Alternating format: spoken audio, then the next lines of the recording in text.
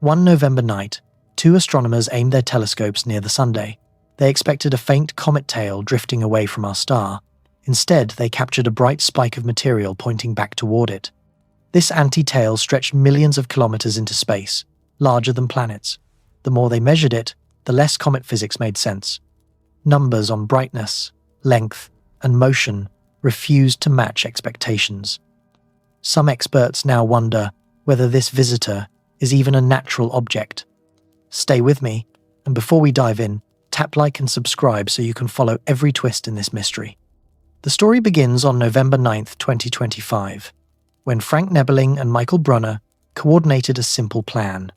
2 telescopes, 2 vantage points, a 15-minute observing window, and a single target, the newly notorious interstellar object now known as 3I Atlas. On paper, it was just another imaging run. 3I Atlas had already been photographed by major observatories. The Hubble Space Telescope had captured a soft glow around it back in July. The object was unusual, but not yet outrageous. Then the new images came in. Instead of a delicate, fan-shaped tail flowing away from the sun, the frames showed something that looked like a sword laid across the sky. A knife-edge beam of dust and gas seemed to extend almost directly toward the sun, as if the object were dragging a luminous wake upstream through the solar wind. This was an anti-tail, the rare geometry where a cometary dust plane lines up with our line of sight and appears to point back at the star rather than away from it. In most cases, anti-tails are curiosities, small optical quirks produced by perspective. In the data from Nebeling and Brunner, the structure was anything but small. 2 distinct anti-tail jets could be traced for nearly 1 million kilometers, almost 3 times the apparent diameter of the full moon, projected into deep space. They were not wispy, barely visible smears. They were sharply defined streaks that held together across that entire span, a sign of surprising density and coherence. And there was more. Away from the sun, in the opposite direction, the images revealed a third jet, long, narrow, and astonishingly straight. This collimated beam extended close to 2.85 million kilometers, roughly 7 times the distance between Earth and the Moon. Imagine looking at a single structure that starts near a frozen lump of rock and ice and then reaches out across a distance that would swallow the Earth-Moon system many times over. That is what these telescopes recorded. For a normal comet, even one from our own solar system, such a display would be historic on its own. For an interstellar visitor, already under intense scrutiny, it was something else entirely. Astronomers compared the sheer size of these jets to the earlier Hubble halo. What Hubble had seen in July, a gentle envelope of gas and dust around 3I Atlas, now looked tiny. The new jets were roughly 3 orders of magnitude larger, 1,000 times greater in radial extent than that first glow. The object had gone from mildly active to explosively dramatic. The scale was staggering, but the geometry was what really unsettled people. 2 jets apparently resisting the sun, 1 jet firing away from it, all carved into space with remarkable precision. It was hard not to anthropomorphize it, to see not a messy natural plume but a set of controlled exhausts. On social media, images of the anti-tail spread rapidly. In research groups and private chats, the tone was very different. Observers were asking the quiet question no one wants to lead with in a scientific paper: what exactly are we looking at here? If you imagine being in the control room with Nebeling and Brunner at that moment, you can almost feel the air tightening. You know the optics are working. You know your calibration frames look clean. You know you are pointed at the right coordinates. Yet the object on your screen seems to belong on the cover of a science fiction novel rather than in your data folder. You check the timestamps again. You cross-check with the second telescope.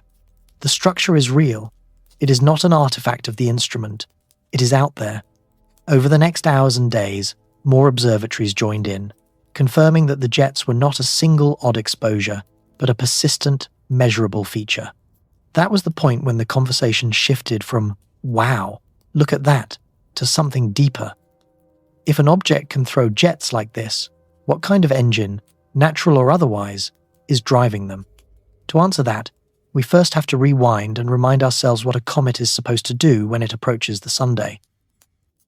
To understand why astronomers are so unsettled by 3I Atlas, we have to start with the most basic picture of what a comet is and how it is supposed to behave. For decades, textbooks have described comets as frozen, leftovers from planet formation, dirty snowballs made of ice, dust, and rock. They spend most of their lives in deep cold, far from any star. When they fall inward toward the sun, they wake up. Sunlight begins to heat their surfaces, and the ice turns directly into gas. This process is called sublimation, and it powers everything that makes a comet beautiful. Imagine a chunk of dark ice tumbling through space. At first, it is quiet and almost invisible. As it nears the sun, sunlight strikes one side more strongly than the others. The surface warms, and frozen water, carbon dioxide, and other volatiles begin to escape. They leak out as gas, dragging dust with them. That outflow forms fountains on the surface, jets that rise from active patches and blow material away from the comet. The gas spreads out into a huge cloud called a coma. The dust trails behind, forming the classic bright tail. In this standard view, a comet is passive. It does not decide when to fire. It simply responds to heat. The closer it gets to the sun, the more vigorously it sublimates. The farther it moves away, the more it quiets down. There is no engine, no throttle, only sunlight and ice. The speeds involved are surprisingly modest. The gas that escapes from a typical comet near the distance of Mars might flow at around 0.4 kilometers per second, roughly the speed of sound in that thin gas. At those velocities, it takes a long time for material to travel millions of kilometers. Long tails require sustained activity. Around this gently boiling nucleus, the solar wind sweeps past. The solar wind is a stream of charged particles blowing outward from the sun at hundreds of kilometers per second. It is far faster than any gas emerging from the comet. It acts like a cosmic hairdryer, pushing dust and ionized gas away from the star and shaping them into tails pointing roughly anti-solar away from the sunday. When you see a comet in a night sky photograph, that graceful tail is the compromise between this outward blast and the gravity and motion of the comet itself. Anti-tails do exist in this framework, but they are simple illusions of geometry. A comet sheds dust into a thin sheet along its orbit. From certain angles, when Earth crosses that plane, that dust sheet can appear as a spike pointing toward the sun, even though dynamically it is still trailing behind the object along its path. Most anti-tails are short-lived and modest. They do not need exotic physics, just the right viewpoint. Astronomers have seen them before, catalogued them, and moved on. All of this is why the November observations are so disturbing. When you apply this basic model to 3i Atlas, almost nothing lines up. The solar wind at that distance from the sun should be roaring past at perhaps 400 kilometers per second. Cometary gas drifting out at 0.4 kilometers per second has no real chance to push back. The wind should dominate, sweeping material into a tail that curves away from the star in predictable arcs. Yet the anti-tail associated with 3i Atlas is not a slight visual trick. It is immense and sharply defined. For that spike of material to reach nearly 1 million kilometers back toward the sun, it must resist the headlong blast of the solar wind for a very long time. The two anti-tail jets in the images are carved into that oncoming flow like the wake of a ship forcing its way upstream. They suggest a structure that is dense, coherent, and continuously replenished. Then there is the outward jet, the one pointing away from the sun for almost 3 million kilometers. In a normal comet, tails and jets are diffuse. They fan out, spread, and blur as particles move and disperse. The farther from the nucleus you look, the less defined the structure becomes. In contrast, the long beam from 3i Atlas appears narrow and collimated, holding its shape over a range larger than the entire Earth-Moon system. Within the dirty, snowball model, you can try to push parameters. You can increase the rate of sublimation, imagine a surface absolutely loaded with volatiles, and keep the nucleus venting furiously for months. You can tilt the geometry, adjust the viewing angle, and pick the most favorable orbital alignment. But when you do that, you run into problems of mass, energy, and time. How heavy is the nucleus? How fast can it afford to throw material away without erasing itself? How can such slow gas flows stand against such a fierce wind? This is why those who study comets are uneasy. The basic script for comet behavior is simple and has worked for many objects in our own solar system and beyond. 3i Atlas keeps missing its cues. Its jets are too long, too straight, too strong. They look less like the soft breath of a heated snowball and more like something you would expect from an engine. To see just how severe that mismatch is, we need to look closely at the numbers behind those giant jets and the astonishing rate at which this object seems to be throwing itself away. Here is where the math turns brutal. Those astonishing images of 3i Atlas are not just pretty pictures. Hidden inside them is a bookkeeping problem so severe that it threatens to erase the object that creates them. When you trace those jets out to their full length and ask how much material must be flowing through them and for how long, you arrive at a conclusion that sounds more like a riddle than a scientific result. This thing should already have eaten itself. Yet, it is still there. Start with the simplest question. How long would it take material flowing at typical comet speeds to reach the distances we see in the antitail and in the long outward jet? If gas and dust are being flung away from the nucleus at about 0.4 kilometers per second, it takes time to cross millions of kilometers.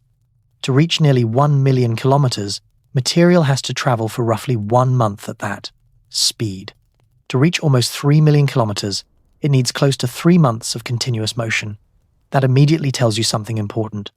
The structures in those images are not snapshots of a brief outburst. They're records of sustained activity.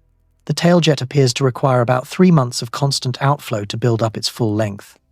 The anti-tail jets each demand at least 1 month of uninterrupted ejection. For that entire time, the nucleus must keep feeding those channels with fresh material.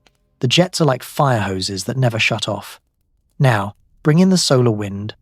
At the distance where 3i Atlas was observed, the solar wind is racing outward from the sun at around 400 kilometers per second, roughly 1,000 times faster than the cometary gas. It is a river of particles slamming into anything in its path.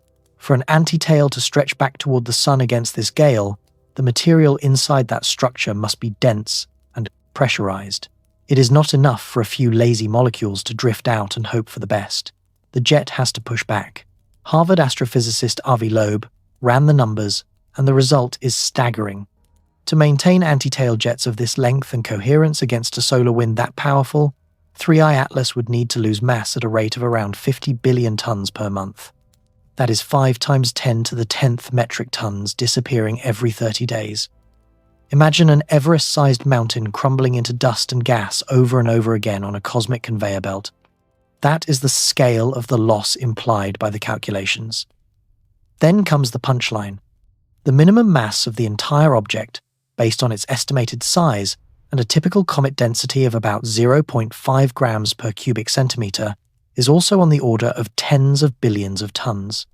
In other words, at the inferred rate of mass loss, 3i Atlas could blow off an amount of material comparable to its whole self in a matter of months. To endure that kind of punishment without vanishing, it must either be much larger than we think, or the jets must be doing something other than simple sublimation.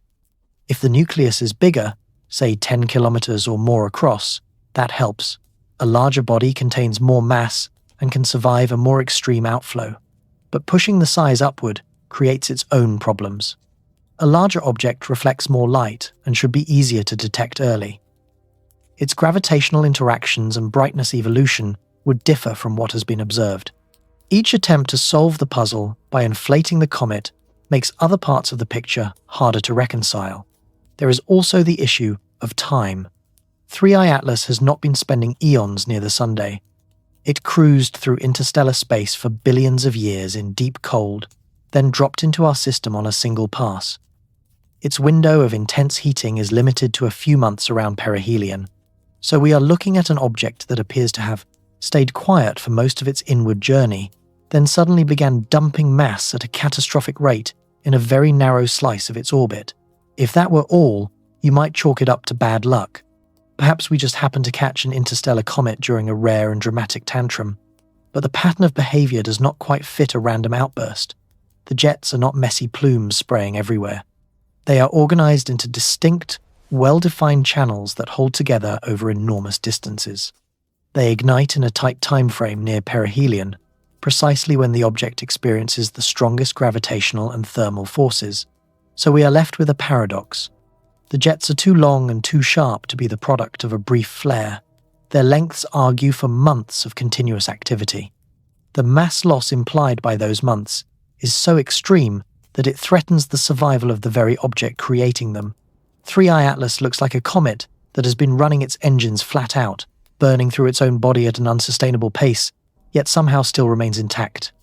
When astronomers find themselves facing an energy and mass budget that refuses to close, they have two options. Either there is something very important they do not yet understand about natural comets from other stars, or the process driving those jets is not simply sunlight cooking ice. To decide between those paths, we need to examine what changed at the exact moment when 3I Atlas swung closest to the sun and seemed to flip from quiet traveler to roaring 7-jet firework. There is a moment in every long orbit when everything comes to a head. For 3I Atlas, that moment arrived at perihelion, the instant of closest approach to the Sunday. If you look back over the observing logs, you can feel the tension building as that date approaches. For months, the object had been quietly falling inward from the dark, carrying whatever secrets it brought from another star. Then, over the span of a few days around October 29th and 30th, it seemed to flip from silent traveler to roaring engine. Astronomers had been tracking 3I Atlas since July. Early measurements showed a dim, mostly steady object. Its brightness changed in expected ways as its distance to both Earth and the Sun evolved, but there were no wild outbursts. Precision fits to its orbit showed little to no non-gravitational acceleration. In simple terms, its path through space looked like the path of a rock, obeying only gravity. If it was venting gas, it was not doing so strongly enough to shove itself off a purely gravitational trajectory. Perihelion changed the script.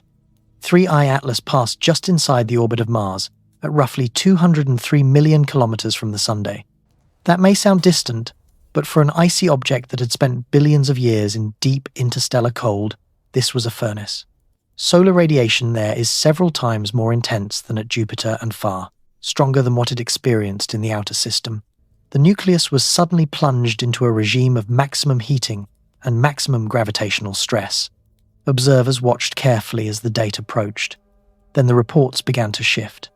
The object brightened more rapidly than expected. Its coma swelled. Not long after, those dramatic jets that dominated the November images came into view.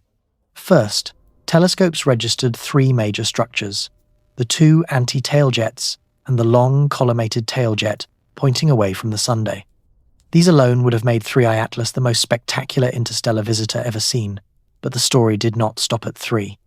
In the days following perihelion, careful image processing and continued observations revealed more complexity. Superimposed on the main structures were additional outflows. By counting and tracing the separate features, astronomers identified a total of 7 distinct jet structures radiating from the vicinity of the nucleus. Some leaned sunward, some pointed away, some were angled off the primary directions, giving the object the appearance of a spinning firework captured in freeze frame. Multiple jets are not unheard of. Many comets have several active regions on their surfaces that vent gas and dust as different patches turn into sunlight. In those cases, as the comet rotates, jets sweep out fans and spirals that can be modeled with enough patience and data. Fragmentation is also well known. When a fragile nucleus breaks apart near the Sun, pieces separate and can carry their own tails, creating complex, multi-stream structures.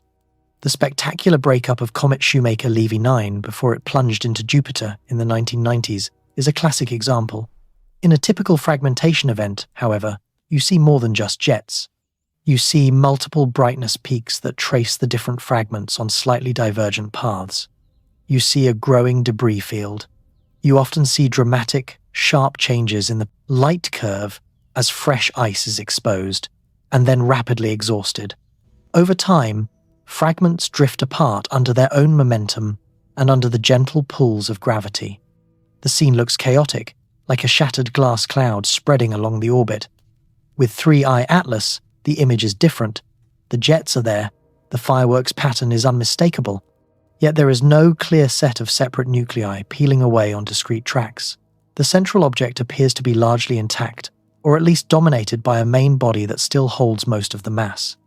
The 7 jets seem to emerge from different regions of the same structure rather than from a swarm of broken pieces. It is as if the comet had developed a set of 7 nozzles, rather than exploding into 7 large shards. One natural explanation focuses on the interior. Perhaps 3I Atlas has extremely low thermal conductivity. Heat from the sun would take a long time to penetrate deep into its core. For months leading up to perihelion, sunlight would only bake the outer shell. The real fireworks would not start until the heat wave finally reached pockets of volatile ice hidden beneath a crust. When that happened near perihelion, multiple weak points on the surface could have failed at once, opening vents across the nucleus and creating multiple jets almost simultaneously. This scenario requires a very specific internal structure, but it is not impossible. Comets are lumpy, porous, layered objects. Laboratory experiments and spacecraft encounters with solar system comets have already shown that their insides can be surprisingly complex. In that sense, 3I Atlas could simply be the extreme end of a natural spectrum, a dirty snowball from another system whose internal plumbing happened to produce a spectacular, synchronized outburst when the heat wave finally caught up. Yet there is another way to read the same observation. If you were in charge of a vehicle making a high-speed pass around a star and you wanted to change your trajectory, when would you fire your engines? You would choose the moment of perihelion, when you are moving fastest, and when a small push produces the largest change in your future path. You might fire several thrusters in different directions to fine-tune that maneuver. From the outside, to a distant telescope, it would look like an object suddenly sprouting multiple collimated jets at closest approach. In that interpretation, the 7 jets of 3I Atlas are not random blowouts of heated ice. They are vector thrust. Each stream is contributing to a deliberate change in velocity and direction. The timing at perihelion is not just a matter of heat, but of orbital mechanics. The quiet months on the way in are the coasting phase. The sudden jetting is the burn. Once again, this does not mean we know this is what is happening. It does mean that the match between what an efficient maneuver would look like and what we see is uncomfortably close. The real power of this idea is that it can be tested. If the jets are simply natural vents, the pattern of accelerations on the object should match the pattern of mass loss and the behavior of other comets. If they are something more like engines, the trajectory may show corrections that cannot be easily explained by ordinary outgassing. To explore that, we have to step from imagery into pure dynamics and ask what kind of propulsion could hide inside something that still looks, at first glance, like a comet. When scientists run out of ways to make a natural model fit the data, one of 2 things happens. Either they discover a new corner of nature they never knew existed, or they are forced to consider that their starting assumption might be wrong. With 3I Atlas, the assumption has been that this is a comet, an icy body passively boiling in sunlight. But the more we measure those jets, their lengths, their coherence, and the mass they would require, the more another question creeps in. What if these are not geysers at all? What if they are engines? To see why that question is even on the table, think about what sublimation can and cannot do. Sublimation is a gentle process. Sunlight heats frozen volatiles, the molecules escape with speeds set by the temperature, and the gas drifts away, dragging dust along. At a few 100 million kilometers from the sun, that gives you outflow speeds around 0.4 kilometers per second. That is enough to create a halo, to lift dust, to grow a tail over time. It is not a recipe for hard, narrow beams that plow through the solar wind for millions of kilometers. Propulsion systems operate on a different principle. They do not wait for sunlight to set the temperature of escaping gas. They force material through nozzles at much higher speeds. A typical chemical rocket, like the ones we use to launch payloads from Earth, ejects exhaust at 3 to 5 kilometers per second. That is roughly 10 times faster than a cometary outflow, driven purely by heat. Electric propulsion, such as ion drives, pushes ions to even higher speeds, 10, 20, even 50 kilometers per second. When you increase exhaust velocity, you can achieve the same thrust with far less mass. This is where the numbers become interesting. The estimates for 3I Atlas assume that the jets are moving at roughly natural comet speeds. Under that assumption, you need tens of billions of tons of material per month to maintain the observed structure. But if, instead, the jets are moving 10 or 20 times faster, the mass needed drops by an order of magnitude or more. A propulsion system that throws fewer particles but at much higher speed can carve out similar-looking features with a fraction of the fuel. Harvard professor Avi Loeb has pointed out that if the jets were some kind of engineered exhaust, the mass loss might fall below 1% of the total mass of the object. In that case, even a relatively modest fuel reserve could sustain impressive activity near perihelion without destroying the craft. Suddenly, the earlier paradox softens. The object no longer has to eat itself at an impossible rate. It just has to expend a small part of its mass during a critical maneuver near a star. Imagine, for a moment, that you are designing such a journey. You launch a probe from some distant planetary system. At first, you use a powerful burn to escape the gravity of your home star. After that, efficiency is everything. Space between stars is vast and nearly empty. There is nothing to hit, no atmosphere to fight, almost no need to keep thrusting. So you coast. For millions or even billions of years, your craft drifts along its plotted course in near silence. Then, after unimaginable time, your probe enters another star system. Now, suddenly, it has reasons to spend energy again. Perhaps it wants to bend its trajectory to pass near planets that might host life. Perhaps it wants to slow down slightly to increase the time spent in the inner system and gather more data. Perhaps it simply wants to correct for tiny cumulative errors in its path. The best place to do all of that is near perihelion, where orbital mechanics offer the greatest leverage. When a body whips past a star, a small change in velocity at that closest point can translate into a large change in the exit trajectory. This is the same trick spacecraft use when they perform gravity assist maneuvers around planets. A brief engine burn at the right moment can redirect a mission to an entirely different part of the solar system. For an interstellar traveler, a perihelion burn around a sun-like star could serve as both course correction and a way to harvest extra energy from the encounter. Now place that idea back onto the images of 3I Atlas. An interstellar object spends months in quiet approach, then lights up with multiple jets right as it skims inside the orbit of Mars. Those jets are not chaotic sprays, but organized, collimated structures, 7 in total, pointing in different directions as if balancing forces. They last long enough to carve out million-kilometer beams. To a distant telescope, that looks exactly like we would expect a complex maneuver to look, multiple thrusters firing to sculpt a trajectory while the object races through perihelion. This does not prove anything. It simply means that the propulsion reading of the jets is no less plausible, on its face, than the most extreme natural models being proposed. Both interpretations demand something unusual. Either 3I Atlas is a comet with unprecedented internal structure and activity, or it is an object with active control systems hiding behind a cometary disguise. In both cases, we are dealing with something that pushes the boundaries of what we have seen before. There is an important distinction, though. The propulsion hypothesis makes specific, testable predictions.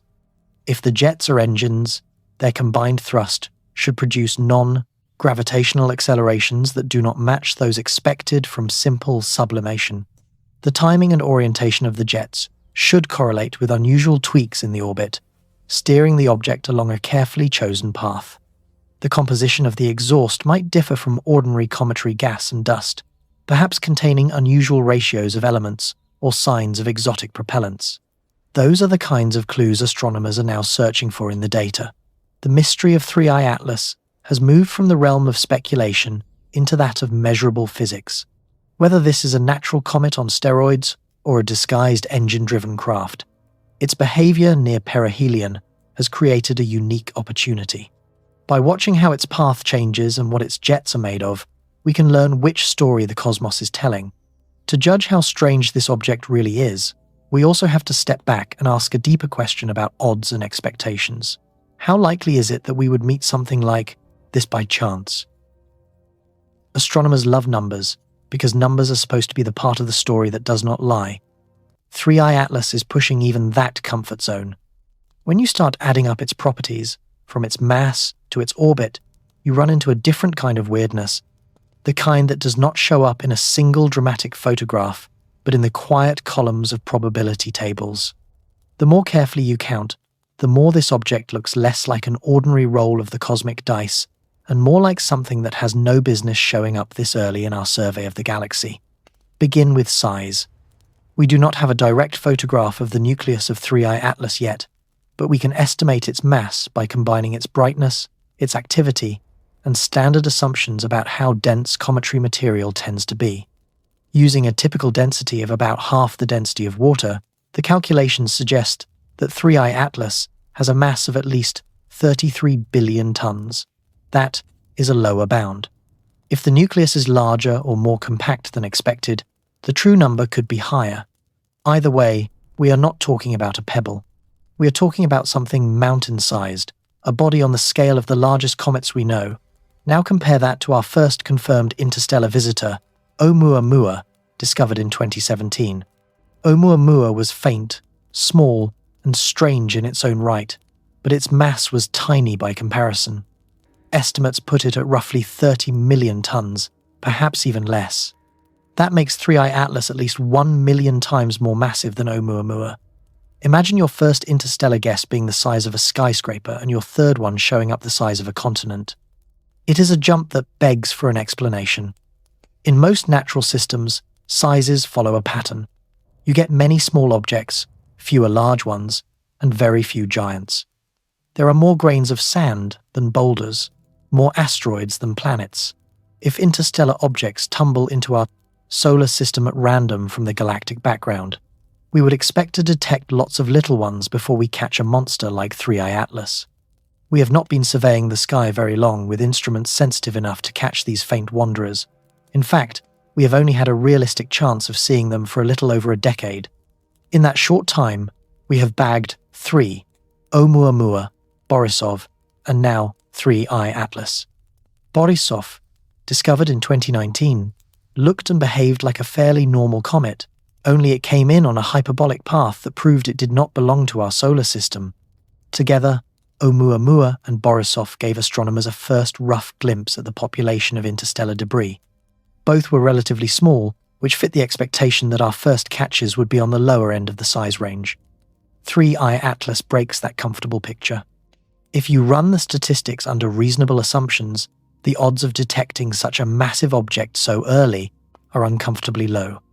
Suppose all the rocky and icy material drifting between stars is distributed across sizes ranging from small chunks like Oumuamua up to giants like 3I Atlas. We expect many more small pieces than big ones. Loeb and others have modeled this distribution and asked a simple question. Given that we have only just started watching, what is the chance that one of the very first interstellar objects we detect would be as massive as 3I Atlas or larger? The answer depends on details, but under several plausible scenarios it comes out to less than 0.1%. That is a probability of about 1 in 1,000. It gets worse.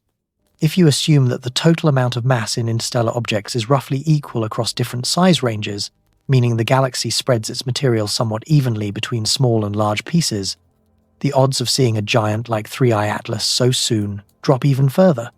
In that case, the chance of catching such a behemoth within our tiny survey window is estimated at around 5 in 10 million, or 1 in 200,000. On its own, that is not impossible. Unlikely things happen. People do win lotteries. But that size anomaly is only part of the story. Now add the orbit. 3I Atlas is on a retrograde trajectory. It is moving in the opposite direction to the planets, falling through our system against the flow of the solar system disk. That is not shocking by itself. Interstellar objects arrive from random directions. Some will happen to be retrograde. What is surprising is the plane of its motion. The orbital plane of 3I Atlas is aligned with the ecliptic, the flat disk in which Earth and the other planets orbit, to within about 5 degrees. Out of all the orientations it could have had, it chose one that is almost perfectly lined up with the solar system's main traffic lane. If you treat the orientation as a random draw from all possible angles, the probability of landing within 5 degrees of the planetary plane is about 0.2%, roughly 1 in 500. Again, not impossible, but definitely not something you would expect casually in a small sample. Retrograde and aligned is an oddly specific combination. It is like a car driving the wrong way, but sticking very precisely to the middle of the highway. From a purely natural perspective, you can shrug and say that sometimes coincidences happen. From a navigational perspective, the alignment begins to look deliberate. Here is where those numbers start to multiply. The chance of seeing a giant object like 3I Atlas so early might be on the order of 1 in 1,000 under generous assumptions. The chance of it also coming in on a retrograde orbit that is aligned to within 5 degrees of the ecliptic is about 1 in 500. Multiply those, and you get a combined probability near 1 in 500,000. Under stricter assumptions about the size, distribution, that combined probability collapses toward 1 in 100 million. That is the figure that keeps showing up in discussions among theorists. If 3I Atlas is a purely natural comet arriving randomly from interstellar space, the odds of it having both the mass and the orbital alignment that we observe within the short time we have been looking could be as low as 1 in 100 million. That does not prove anything. Someone, somewhere, does win the 1 in 100 million game. But it does raise an eyebrow, especially when you already have a list of physical anomalies from its jets, its mass loss, and its behavior at perihelion. So what do we do with a number like that? There are 3 broad paths. One is to say that we are simply lucky or unlucky, depending on your taste. We happen to live at the moment when a colossal, rare interstellar comet is passing through on a peculiar trajectory. Another is to say that our models of interstellar object populations are wrong. Maybe the galaxy is full of giant shards, and we just did not realize how common they are. Perhaps star systems eject large bodies more efficiently than we thought, and our statistics will settle into a new normal as more discoveries roll in. The third path is the most provocative. It asks whether the characteristics of 3I Atlas are not the result of random sampling at all. If someone were planning an interstellar mission and wanted to maximize the chance of passing near interesting planets, they would aim for the plane where those planets live. They might even choose a retrograde trajectory to stand out from the local traffic or to exploit particular gravitational interactions.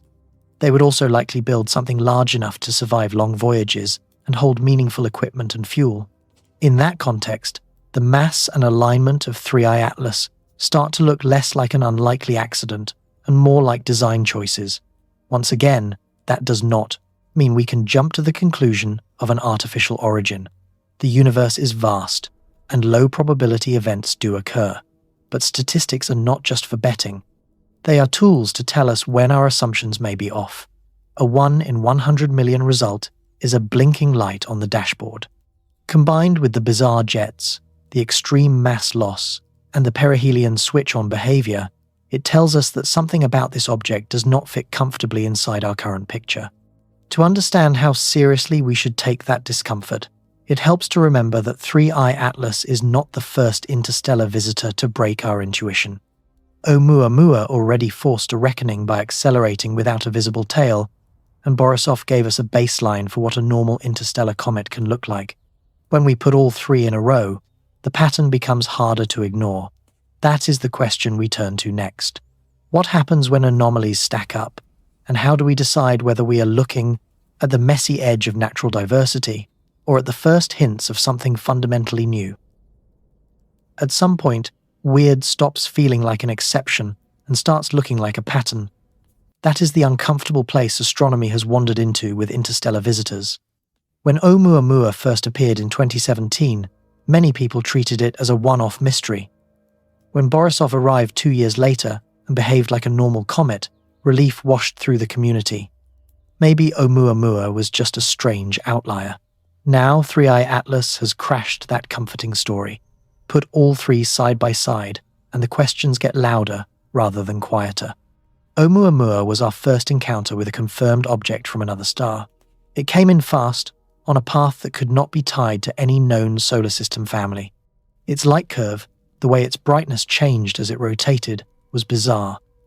Depending on how you modeled it, the object seemed either extremely elongated, like a cosmic cigar, or very flat, like a pancake. Both shapes were outside the range of what we usually see in asteroids and comets. As telescopes stared, they saw no obvious coma, no halo of gas, no tail. Oumuamua looked dry and airless. Then came the real shock. Careful tracking showed that its trajectory was not exactly what gravity alone would dictate. Oumuamua experienced a small but measurable non-gravitational acceleration as it left the inner solar system. In solar system comets, That kind of push is usually explained by jets of sublimating gas. But in this case, no gas was detected. Instruments that should have seen even a thin cloud of water vapor or carbon-bearing molecules saw nothing. Astronomers were forced into a strange position, claiming that Oumuamua behaved like a comet that somehow failed to produce the normal signs of cometary activity. In the years since, many natural explanations have been proposed. Perhaps it was a hydrogen iceberg slowly evaporating in a way our instruments could not detect. Perhaps it was a shard of nitrogen ice chipped from the surface of a Pluto-like world. Perhaps it was a fractal dust aggregate, so fluffy and low density that it could be pushed by sunlight, like a giant photonic sail. Each of these models solved one problem while creating others. Some required implausible formation scenarios.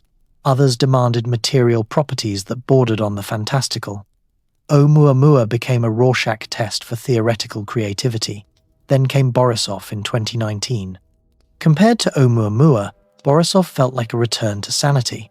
It arrived on a clear hyperbolic path, plainly not gravitationally bound to the Sunday, but when telescopes zoomed in, what they saw was comforting. Borisov had a classic coma and tail. Its spectra showed the familiar signatures of water, carbon dioxide, and other volatiles. Its behavior fit nicely into existing comet models. If you ignored the fact that it came from another planetary system, you could have mistaken it for a run of the Mill comet from our own outer regions. Borisov served as a control case. It said yes, interstellar comets can look just like the ones we already know. That meant Oumuamua could be filed away as a rare oddball, a strange but ultimately natural object sitting at the tail of some distribution of shapes and compositions. With that context, 3I Atlas should have been the next step in that quiet statistical story. Instead, it shattered it. Where Oumuamua was small and dry, 3I Atlas is huge and extravagantly active. Where Oumuamua showed a gentle, unexplained acceleration, 3I Atlas displays jets so large and powerful that they raise questions about survival. Where Borisov aligned conveniently with our expectations, 3I Atlas challenges them on multiple fronts, from its mass and orbit to its dramatic perihelion behavior. 2 out of 3 confirmed interstellar objects now sit at the edges of our model space. That is a lot of weirdness for such a tiny sample. This is not the first time the search for life beyond Earth has wrestled with single anomalous events. In 1977, the famous WOW signal was recorded by a radio telescope in Ohio, a brief, strong spike at a specific frequency that looked, just for a moment, like the kind of narrowband transmission one might expect from a distant transmitter. It never repeated. For decades, the dominant approach to the search for extraterrestrial intelligence focused on radio and later optical messages, long-duration beacons, or intentional hails on cosmic channels we know how to monitor. But what if the first evidence of other civilizations is not a message at all? What if it is an object, a piece of hardware, a probe, or a fragment, drifting through our solar system and revealing itself not by broadcasting, but by how it moves, how it vents, and how unlikely its statistics are? That is the shift that Oumuamua, Borisov, and now 3I Atlas are forcing into the conversation. The anomalies are not confined to one wavelength or one instrument. They are embodied in the trajectories, light curves, and dynamics of actual things we can track across the sky. Some scientists, like Avi Loeb, have argued that we should take these anomalies at face value. If an object behaves in a way that is extremely hard to reconcile with natural models, then a technological origin should be on the table alongside exotic geophysical explanations. Others, including prominent skeptics, warn that history is full of premature, extraordinary claims that collapsed under better data. They argue that the bar for declaring something artificial must be extremely high, and that any gaps in our understanding of comets and interstellar debris are far more likely to reflect our ignorance than alien activity. The tension between these camps is not necessarily a bad thing. It mirrors the tension inside science itself between curiosity and caution. On one side is the danger of wishful thinking, seeing alien engineering in every unexplained blip. On the other side is the danger of reflexive dismissal, inventing increasingly strained natural explanations rather than admit that an artifact hypothesis might be worth testing. If we err too far in either direction, we risk missing the truth. What matters most is that we do not treat each anomaly in isolation. Oumuamua with its silent push, Borisov as the baseline, 3i Atlas with its towering jets and improbable statistics. Taken together, they hint that the population of interstellar objects passing through our neighborhood might be more diverse than our early theories assumed. It could be that nature is simply far more inventive than we dreamed, creating shapes, compositions, and activity levels that strain our mental catalogues. It could also be that somewhere in that diversity lies a small subset of objects that are not natural at all. The only way to know is to keep observing and to broaden our search strategies. Instead of listening only for radio messages, we must watch the traffic. Instead of treating jets and tails as background details, we must measure them precisely enough to see whether they behave like engines. Instead of dismissing low probability statistics as mere coincidence, we must ask whether our sampling is really random or whether some trajectories are chosen rather than drawn from a hat. 3i Atlas, in this light, is not just another oddball comet, it is a test. How we respond to it will shape the way we study every future interstellar visitor. Do we design surveys and instruments that can catch subtle accelerations, weird compositions, or odd alignments? Do we commit to sharing data quickly and openly so that independent teams can cross-check results? Do we allow ourselves to ask, carefully but honestly, whether some of these objects might be artifacts without sliding into fantasy? Answering those questions requires more than stories and speculation. It requires measurements, spectra, images, and orbit fits precise enough to discriminate between wild nature and potential technology. That is where the ongoing campaigns targeting 3i Atlas come in. All around the world, telescopes are now gathering the raw data we need to test the wildest hypotheses against the most mundane. The next step in this story is about how we turn images and light into evidence strong enough to tilt the balance one way or the other. Speculation may be fun, but the real power of astronomy comes from something less glamorous and far more stubborn: measurement. With 3i Atlas, the good news is that we do not have to sit forever in the dark, wondering what it might be. The object is still in our cosmic neighborhood. Telescopes are watching it right now. Over the coming months and years, those observations will either tighten the net around a natural comet explanation or leave enough gaps that more radical ideas stay alive. This is not a mystery we are doomed to leave unsolved. It is an experiment in progress. The first and most immediate tool is spectroscopy, the study of light spread into its component colors. When gas glows or sunlight passes through it, different atoms and molecules leave fingerprints in the spectrum. Water vapor, carbon dioxide, carbon monoxide, and organic compounds all imprint distinct patterns of absorption and emission lines. By placing a slit across the jets of 3i Atlas and splitting the light, astronomers can read off what those jets are actually made of. If the spectra show the same mix of volatiles we see in ordinary comets, that will strongly support a natural model. It would mean the jets are composed of material we already understand, simply arranged in unusual structures. If, on the other hand, the composition is odd, it would raise immediate flags. An exhaust rich in unusual metal ions, for instance, or one dominated by elements in ratios that do not match any known cometary body, would suggest a process more complex than passive sublimation. Even subtle shifts in relative abundance could hint at fractionation, where some components are being preferentially expelled in a way that looks more like engineered propellant management than a melting snowball. Next comes velocity. Spectra do not only reveal composition, they reveal motion through the Doppler shift, the slight stretching or squeezing of wavelengths depending on how fast material is moving toward or away from us. By measuring the width and shift of spectral lines in different parts of each jet, astronomers can infer the outflow speed of the gas. This is crucial because natural sublimation at the distance of 3i Atlas should only produce gas speeds on the order of 0.4 kilometers per second. If measurements come back with values in that ballpark, the case for cometary behavior remains viable, even if the jets are unusually large. If instead, parts of the jets show speeds of several kilometers per second or more, we would be staring at something that cannot easily be explained by sunlight alone.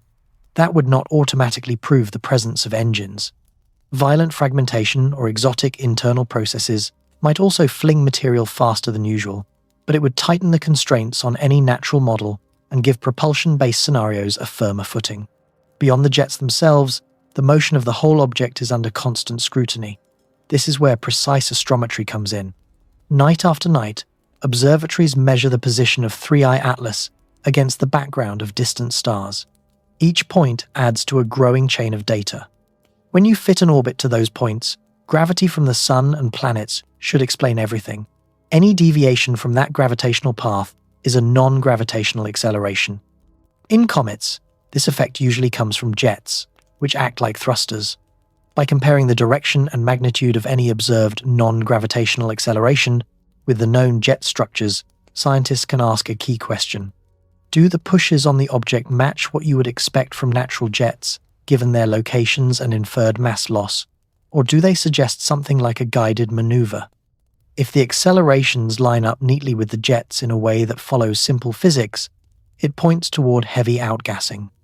If they show a pattern that seems to correct the trajectory toward a specific exit path, or if they appear even when no visible jets can account for them, then the propulsion hypothesis gains weight. Fragmentation is another piece of the puzzle. High-resolution imaging campaigns are searching for multiple nuclei or detached chunks traveling alongside the main body. If 3I Atlas broke apart near perihelion, there should be distinct fragments slowly separating over time. Each would have its own tiny halo and tail. The spacing between them and their relative motion would reveal how and when the breakup occurred. A natural fragmentation scenario would likely leave a trail of debris and a gradual fading of activity as volatile reserves are exhausted. If no significant fragments are found, that also tells us something. A nucleus that survives an alleged self-shredding, months-long outburst without obvious major pieces peeling away must be unusually strong or unusually compact. That would distinguish 3I Atlas from many known comets that have crumbled under less stress. Once again, we are forced back to the same fork. Either this is a particularly robust natural body, or its structure is more like engineered hardware than a fragile agglomeration of primordial rubble. While ground-based observatories track and dissect the current behavior of 3I Atlas, spacecraft farther out in the solar system are preparing their own contributions. The Juno mission, currently in orbit around Jupiter, will have a vantage point with a different geometry in 2026. From tens of millions of kilometers away, it can measure the brightness and possibly detect particles in its environment if the jets remain active. The Jupiter Icy Moons Explorer, operated by the European Space Agency, may also get a line of sight on the object as it recedes. These spacecraft will not be able to fly through the jets or sample them directly, but even remote sensing from a second location can help constrain the three-dimensional shape of the tail and anti-tail structures. Beyond this single object, a broader revolution is coming in how we detect and learn from interstellar visitors. The Vera Rubin Observatory in Chile, with its enormous camera and rapid sky survey program, is scheduled to scan the entire visible sky every few nights. When it comes fully online, it will catch moving points of light with unprecedented efficiency. Many of those points will be asteroids and comets from our own system. Some will be interstellar objects like Oumuamua, Borisov, and 3I Atlas. With a larger sample, we will to be able to tell whether giants like 3I Atlas are rare flukes or representatives of a sizable population. At the same time, dedicated efforts such as the Galileo project are building networks of instruments designed to monitor the sky for unusual objects and phenomena. Rather than focusing solely on radio messages from distant stars, they aim to capture high-resolution data on things actually entering our atmosphere or passing nearby in space. 3I Atlas lies squarely within that new philosophy. Instead of waiting for someone to talk to us, we are beginning to inspect the artifacts that might already be in our cosmic front yard. All of these observations share a common spirit. They refuse to let the most exciting questions remain forever hypothetical. Does 3I Atlas move in a way that looks guided? Are its jets normal comet gas or something stranger? Does its structure show signs of catastrophic fragmentation or of controlled venting? Within a few years, perhaps, even sooner, we will have enough data to look back at the more speculative ideas on the table and say with confidence which survived contact with reality. Whatever the outcome, the process itself marks a turning point. Instead of shrugging at anomalies or treating them as fodder for late-night debates, we are testing them systematically and in real time. If 3I Atlas turns out to be an extreme but natural comet, we will have expanded our understanding of what nature can do. If it stubbornly refuses to fit any natural box, we will have laid the groundwork for taking the next step and asking whether our own institutions are ready to handle the possibility of a technological visitor. And that leads directly into a more human problem: how our politics and bureaucracies can either empower or sabotage the science that this moment demands. Science often sells itself as a clean, rational enterprise. Equations do not care who is in office. Telescopes do not vote. Yet the story of 3I Atlas has run straight into a very human obstacle: government shutdowns and frozen institutions. While the object was putting on its greatest show near the sun, one of our best eyes in space was looking straight at it from the side. Those images exist. For weeks, they did not see the light of day. The universe kept moving while our bureaucracy went dark. At the beginning of October 2025, the United States government entered a shutdown. Budget fights in Washington stalled, funding lapsed, and many federal agencies were forced to send their employees home. NASA was one of them. For 6 weeks, most of its staff were legally barred from working. Mission control rooms were stripped to skeleton crews. Critical safety and asset protection duties continued, but anything that could be classified as non-essential, including the processing and public release of scientific data, was put on hold. Right in the middle of that paralysis, 3I Atlas made a close pass by Mars. On October 2nd and 3rd, the Mars Reconnaissance Orbiter, an aging but still powerful spacecraft circling the red planet, pointed its high-resolution imaging science experiment camera toward the interstellar visitor. From Mars, the geometry was perfect. While Earth-based telescopes saw 3I Atlas almost head-on, the orbiter saw it from the side. The high-resolution camera captured the object with a scale of about 30 kilometers per pixel, fine enough to reveal the global shape of the coma and possibly hints of the nuclear structure and jet routes. These images were taken more than 1 month before the spectacular November jets that sparked so much debate. That timing is crucial. A good side view from Mars just before perihelion could show what the object looked like in its quieter phase. It could reveal whether the nucleus was already sprouting smaller jets, whether the coma showed asymmetries, or whether fragments were beginning to peel away. It could provide a direct comparison point between the pre-outburst and post-outburst states. In other words, those Mars images are the missing chapter at the heart of the 3I Atlas story. Yet for 40 days after their capture, nothing appeared on public data archives. No press release, no raw frame dump, silence. Officially, there was a simple explanation. During a shutdown, NASA scientists and engineers who handled data calibration, quality checks, and posting are furloughed.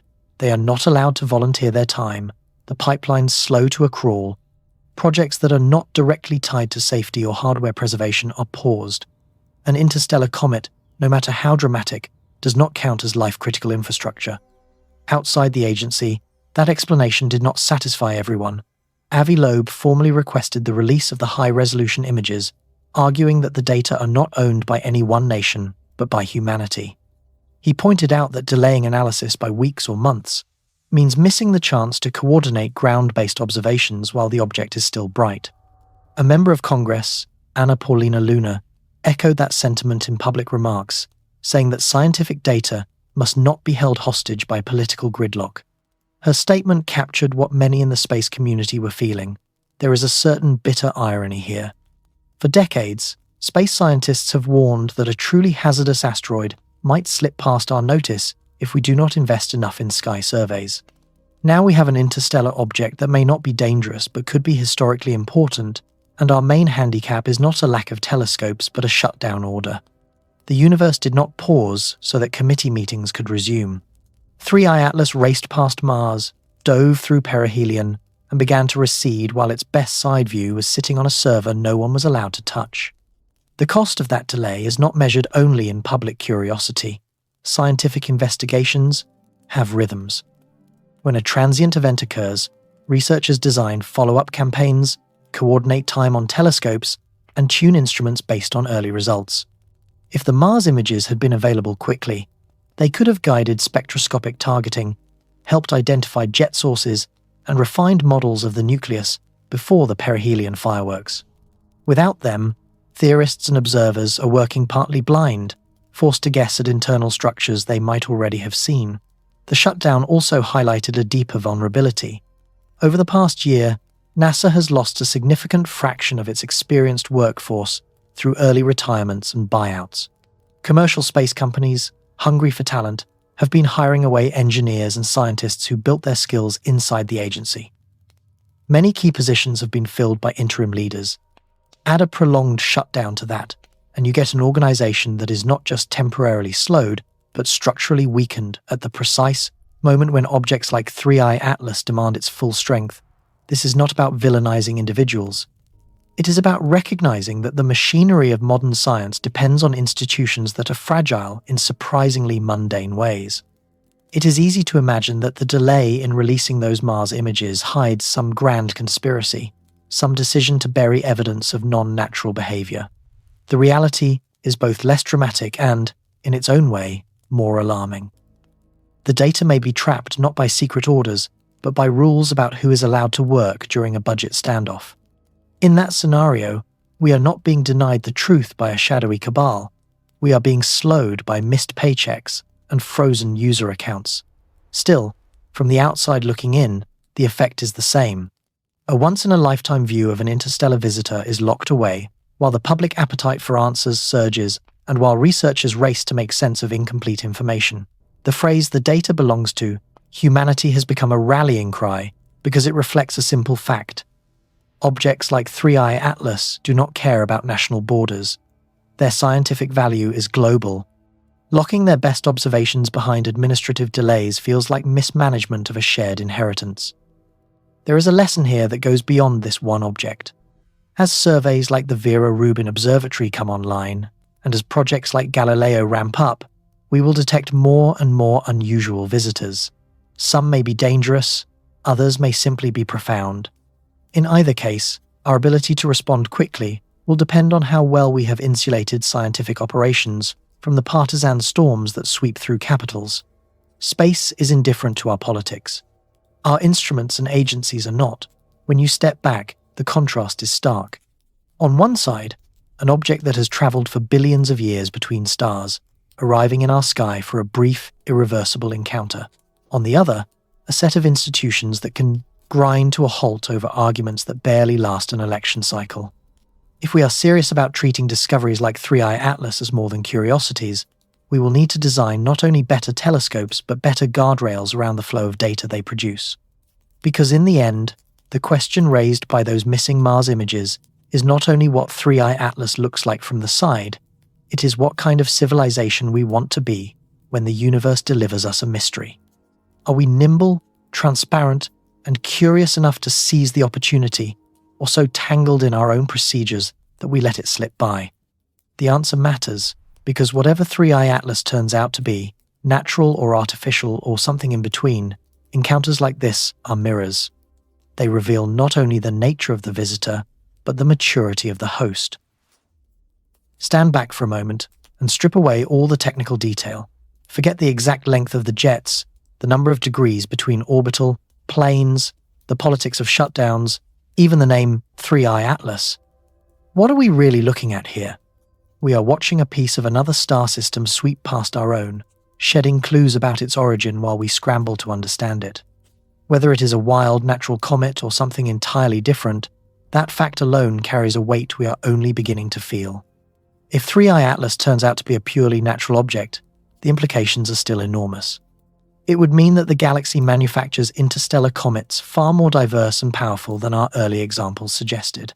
A nucleus that can sustain jets of this scale, endure a perihelion passage at that distance, and survive the inferred mass loss tells us that planet formation and ejection in other systems can produce cosmic bullets very different from the comets that haunt our own outer regions. Our models of how material is kicked from young planetary systems into the interstellar medium would have to be revised. We would also learn that our own solar system is not as quiet a backroad as we once imagined. For most of human history, people looked at the stars and saw them as distant, unreachable lights. The space between them was assumed to be empty. The discovery of Oumuamua cracked that illusion. Borisov and 3I Atlas have now shattered it. Star systems shed debris, and some of that debris finds us. Space between suns is more like an ocean with currents and flotsam than a sterile void. In such an ocean, natural megacomets from other systems are part of the environment we must learn to live with. That knowledge alone reshapes our understanding of risk and opportunity. On the risk side, a future interstellar object might not be a harmless passerby. A body tens of kilometers across on a certain trajectory could spell trouble for planets in its path. On the opportunity side, interstellar comets are samples from alien nurseries delivered to our doorstep. Their material records the chemistry and physics of worlds that formed around other suns. Studying them is like reading pages torn from planetary histories we will never visit directly. Now imagine that the data refuse to settle into any natural explanation. Suppose the spectra show odd compositions, the jets reveal unnaturally high speeds, and the trajectory corrections do not fit the pattern of sublimation-driven thrust. Suppose the Mars images, once fully analyzed, show geometry that looks disturbingly engineered rather than geologically messy. In that case, 3I Atlas moves from being an interesting comet to a candidate artifact. The moment that possibility becomes credible, not proven but credibly on the table, human history steps onto a different track. A technological origin for 3I Atlas, even if it turns out to be something as mundane as a dead probe or a drifting shard of alien space junk, would answer one of the oldest questions we have. Are we alone? A single confirmed artifact from another civilization would prove that we are not. It would tell us that the story of intelligence and technology in the universe did not begin and end on one small world around a medium star. Even if the makers are long gone, their relics would show that minds have bloomed elsewhere. That realization would cascade into every field. In physics and engineering, it would push us to understand how such a craft was built, powered, and steered across interstellar distances.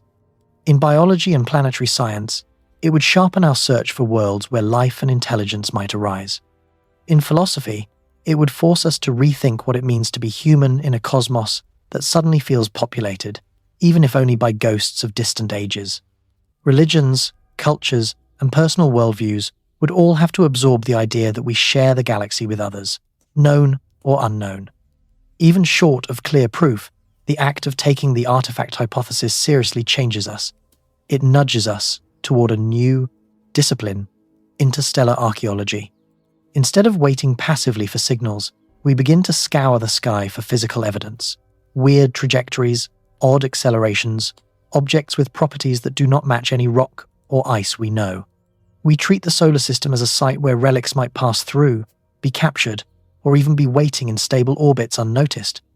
The tools we develop for 3I Atlas, the surveys, the analysis methods, the rapid data sharing, become the standard kit for future investigations. In this sense, 3I Atlas is a dress rehearsal. It forces us to confront practical questions. How fast can we mobilize observing campaigns when a new interstellar object is found? How freely are data shared across borders and institutions? How much telescope time are we willing to dedicate to an anomaly that might turn out to be a false alarm? Do we have plans, even on paper, for sending a fast response mission to intercept a future visitor of this kind?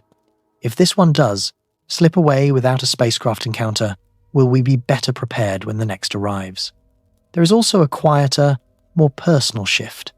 For many people following this story, the details of jets and perihelion are less important than the feeling that we are living at a hinge in time. For the first time in human history, we have technology capable of tracking objects from other star systems in detail.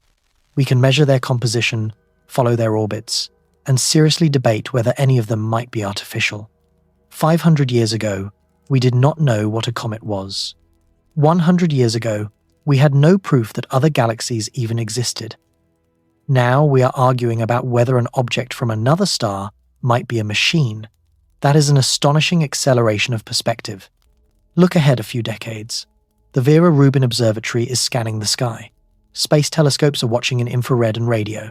Dedicated networks are searching for anomalous movements and emissions. Perhaps one day, a small probe launches on a blistering trajectory and actually flies past an incoming interstellar visitor, turning it from a point of light into a world in miniature, resolved in images and particle counts and magnetic readings. Whether that object is natural or artificial, the people watching those first close-up pictures come down will be seeing something no human has ever seen before, a piece of another solar system up close. 3i Atlas is not the whole story. It is the first chapter in a new kind of astronomy, one that treats interstellar visitors not as occasional curiosities, but as primary targets. Its jets, its mass, its orbit, and its timing have forced us to stretch both our theories and our imagination. If it lands safely inside the lanes of natural explanation, that will humble us about how narrow our expectations have been. If it does not, if some evidence remains that refuses to bend, then we may look back on these years as the beginning of a larger realization that our galaxy is a place where minds travel as well as stones. For now, we live in the middle of the story. 3i Atlas is receding into the dark, but the data stream it leaves behind is still arriving on hard drives and in archives. Analysts are still pulling faint spectral lines out of noise and refining orbital fits with each new measurement. No matter how the verdict finally falls, one thing is clear. We have crossed the line between speculation and participation. We are no longer just creatures staring up from one planet, wondering if the universe notices us. We are a young technological species beginning to notice the universe back. Whatever 3i Atlas turns out to be, its passage has given us a gift, a reason to build better eyes, to share information faster, to argue more honestly about extraordinary possibilities, and to see ourselves as part of a larger, older story written across the stars. The jets will fade, the object will vanish into the dark, but the questions it raised and the instruments we built to answer them will stay. In the end, that may be its most important legacy. Not proof of what is out there, but a clearer sense of who we are becoming in here.